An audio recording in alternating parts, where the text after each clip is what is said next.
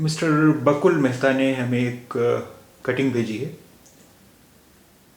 उन्हें इसे पढ़ पाने में परेशानी हो रही है।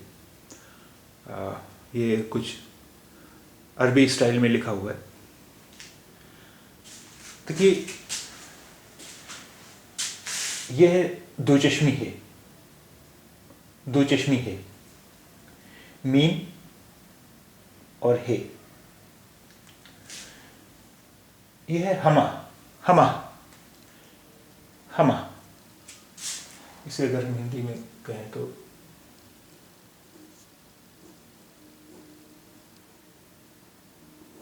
हमा, हमा रंग, हमा रंग, रे नून का रंग, हमा रंग।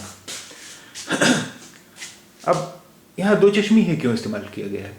उसकी वजह यह है कि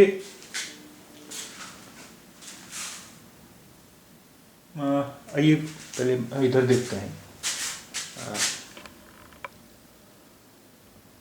ये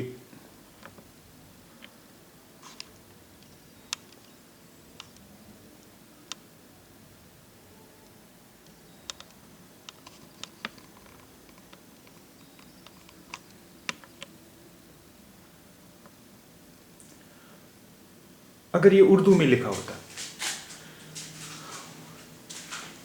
हे मीम है हमा, हमा, हे मीम है हमा, हमा। अब ये अरेबिक स्टाइल में लिखा हुआ है। अरेबिक फॉन्ट में हम देखिए कैसे लिखा होगा। यहाँ ये दो चश्मी है प्लस मीम प्लस है। अरबी में इसे और इसे का दोनों का उच्चारण हा जैसा ही, हिंदी का हा, हिंदी का जो जैसा हा है उसी ये प्रोनाउंसिएशन है।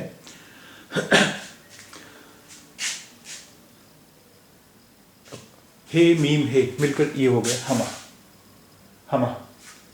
ये अरेबिक फॉन्ट में हो गया हमा। ये था उर्दू फॉन्ट में हमा और ये है अरेबिक फॉन्ट में हमा।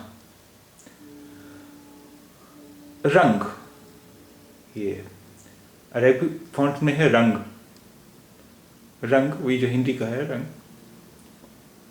हमा रंग, हमा रंग, हमा माने होता है तमाम, सब। हमा रंग तमाम रंग या रंगा रंग या रंग बेरंगा, हमा रंग। हमा तमाम, सब या मुकम्मल। अब हमा कुछ और शब्दों के साथ मिलकर इस्तेमाल होता है तो उनके मानी क्या होते हैं। देखिए, एक शब्द बहुत इस्तेमाल होता है हमातन। हमातन का मतलब होता है सिर से पांव तक, सिर से पांव तक यानी पूरा का पूरा। हमातन गोश, गोश माने होता है कान। हमातन यानी पूरा का पूरा शरीर, गोश कान बन गया। यानी हमातन गोश यानी पूरा का पूरा शरीर कान बन गया, यानी पूरे ध्यान से सुनना, पूरी तवज्जो से सुनना। गोश माने कान, हमातन गोश यानी पूरा के पूरा शरीर ही कान बन गया, यानी पूरी तवज्जो से सुनना। ये एक मुहावरा है, हमातन गोश। हमा सिफत मौसूफ, सिफत मानी क्वालिटी, मौसूफ का मतलब होता है आदरणीय। तो हमा सिफत मौसूफ का मतलब हुआ सर्वगुण संपन्न, यानी तमाम खूबियों का मालिक, सारी खूबियों का मालिक। हमा सिफत मौसूफ, सर्वगुण संपन्न। हमा वक्त, हमा वक्त, हमा वक्त यानी हर समय, हमा वक्त यानी हर समय।